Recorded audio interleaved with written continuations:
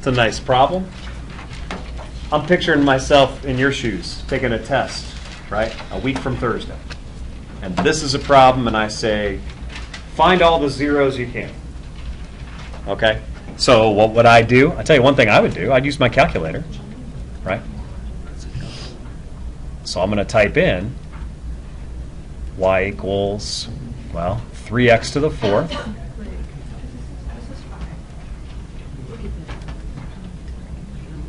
minus 14x squared minus 5. And I'm just going to hit the standard zoom 6, and just see. Do I see anything? Okay, so I see a couple of zeros, right? But to know what they are, well, I guess I have some work to do here. So one thing I might want to do is I might want to ask, what are the possible rational zeros? Well, remember what they are. They're of the form P over Q. And what could P be? 9. What's that? 5, right? Has to divide 5. So I guess my possibilities are plus or minus 1 and plus or minus 5, right? What about Q? 3. Yeah, so you can either have these things, or I guess if Q is 3, then I could have plus or minus 1/3 and plus or minus 5/3. Okay? So you might try some things like 1/3 or 5/3 or 1 or 5. But I noticed from the picture none of those work, do they? Yeah, so you're kind of stuck for a little bit, and you have to resort to other ways. And Troy said you could factor it. How can you factor it? It's quadratic in disguise because it's x to the 4th and x squared, then you know x. Right. So this is that trick we showed last time where you can let u equal what? X squared. If u is x squared, then u squared is x squared squared, which is x to the 4th. Okay? And so you can think of this as really being 3u squared minus 14u minus 5. And so if I can factor that trinomial, then I can also factor the one above it. So let me try that. It's a trinomial. I can factor it into 2 binomials maybe. Well, to get 3u squared, I would need to do 3u times u. And for the 5, it looks like if I put a 5 here and a 1 there, that works pretty nicely, right? Okay. Wait a minute. They have to be different signs because it's a negative 5. So this should be a plus 1. Is that right? You guys with me? Yep. Okay. So now we can rewrite f of x. We can write f of x is equal to, I guess we could say it is 3x squared plus 1 times x squared minus 5, right? And if I'm supposed to find the zeros, I just set that equal to 0. That's what it says, find the real zeros. So here I go. Set it equal to 0. And I get, from this one, I get 3x squared plus 1 is 0. Or the other one is x squared minus 5 equals 0. Actually, this one works out really nicely. X squared equals 5. So x is plus or minus the square root of 5. Right? And actually, let me just take a time out to show you on my calculator again. Those are nice answers. If I go here, and if I say, hey, let me calculate my value when x is the square root of 5. What does it give me? 0. That's one of the answers. Whereas if you had the calculator find it and it spit out 2.236, I don't know if you would know the square root of 5 offhand. Okay. And negative square root of 5 also works. Now what about this other one? If you solve the other one, what happens? You get negative 1/3, right? That's a no-no. You can't have something squared as negative, right?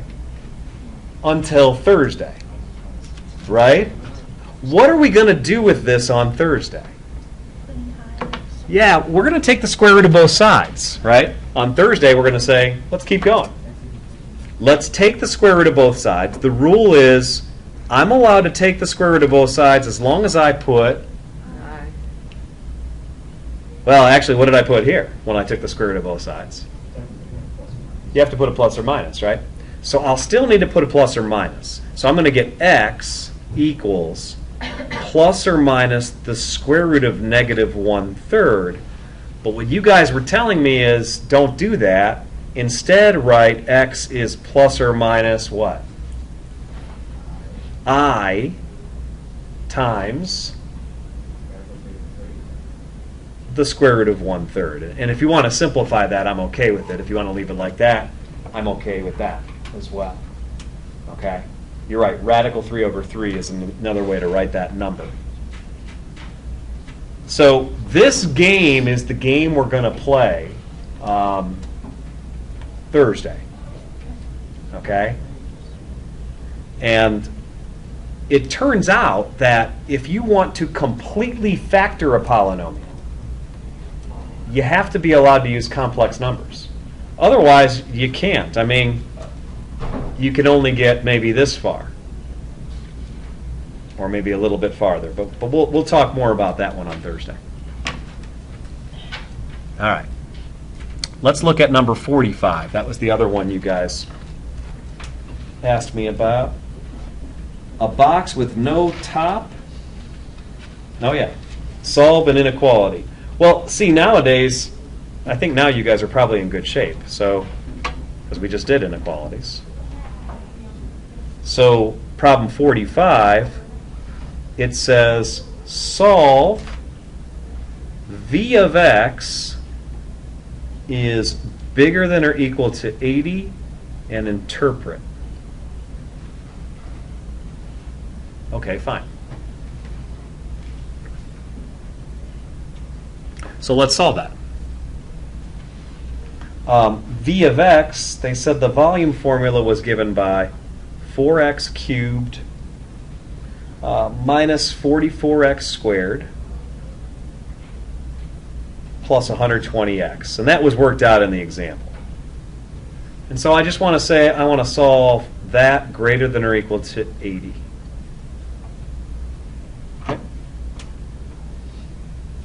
Okay, well, what am I going to do? I'm going to set the thing, well, equal to what? To 0. I'm going to subtract 80 from both sides, right? And so instead of worrying about when is the volume function bigger than or equal to 80, I think it's nicer to say f of x is equal to 4x cubed minus 44x squared plus 120x minus 80. And let's just figure out when is it that f of x is bigger than or equal to 0. That's going to be the same answers. Right? If you can solve that inequality, you just solved this one. Okay. Now this is a cubic inequality. Let me factor out some things. Let's see. I'll take out a 4. So I have x cubed minus 11x squared plus 30x minus 20 is bigger than or equal to 0.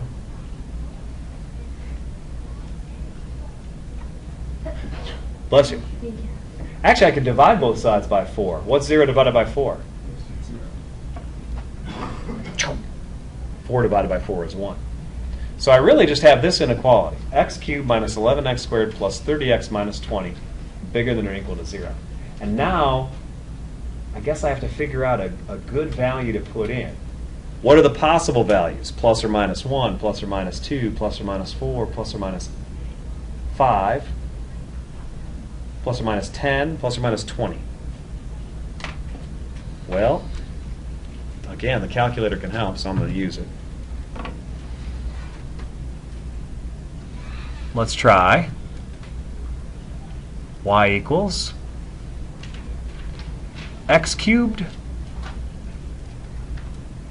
minus 11x squared plus 30x and minus 20. Graph. Okay, so I can see it goes through a few numbers here that may help. Is that a 1? Let me check that. 1 minus 11 plus 30, that's 31 minus 20. Oh yeah, 1 goes in there. So let's divide by x minus 1, and let's do so synthetically, right? So we'll put a 1 in here, and then I need to write my coefficients across the top.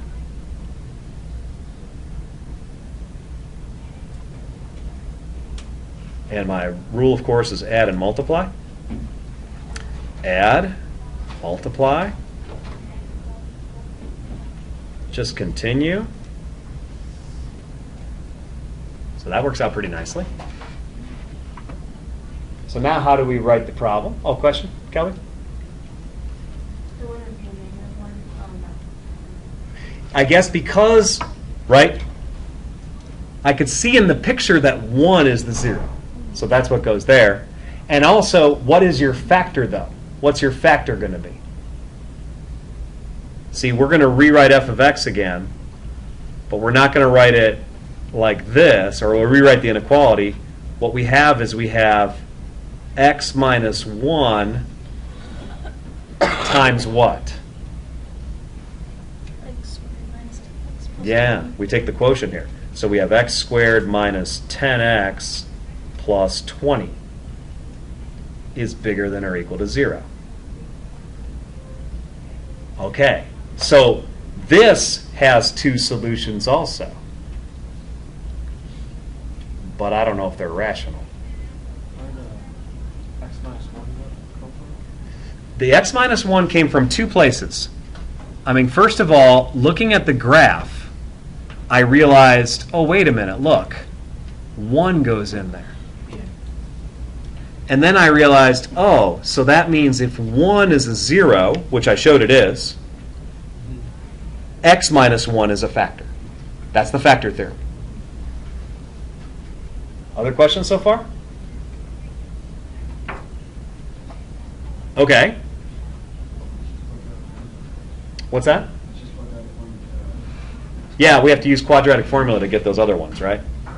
So, but I'm going to need more paper, I think.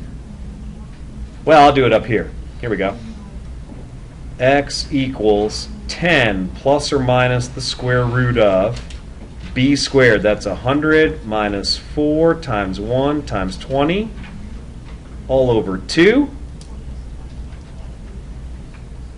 So I get 10 over 2 plus or minus, that's the square root of 20 over 2, because it's 100 minus 80. So I get 5 plus or minus, now the square root of 20 is the same as the square root of 4 times the square root of 5, but the square root of 4 is the same as 2, so I'm getting 5 plus or minus the square root of 5. Okay? And now I'm ready for a sign diagram. Here I go. What things should go on the sign diagram? The zeros, so what numbers? Well, 1. And then we need 5 plus the square root of 5, and also 5 minus the square root of 5. Okay? And I know I'd be picking test points, but the other thing to realize is we've already graphed what it looks like, right? So where is the volume function going to be bigger than or equal to 80? Well, it's basically going to happen right in here, right? Between 1 and 5 minus the square root of 5. You guys see that? I guess it would also happen here, because I could see that from the picture. Now we have to interpret, and that's sometimes the hardest part. How do we interpret what's going on here? Well, we have to look carefully at the problem. What does x represent in problem 45?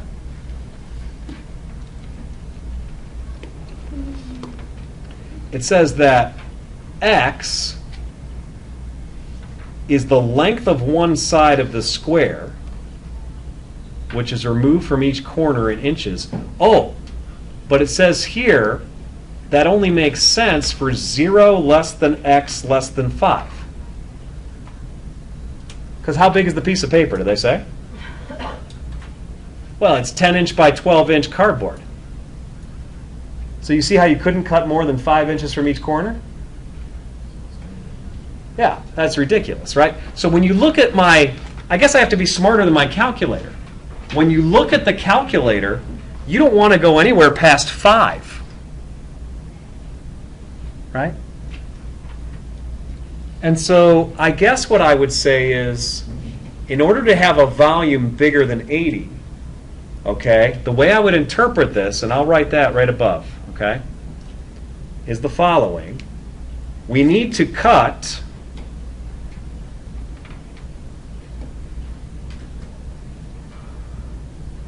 between 1 inch and 5 minus square root of 5 inches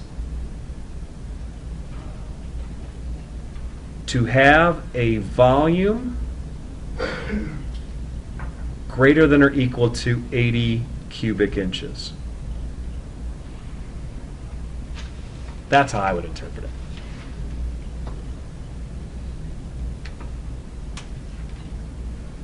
Tough problem.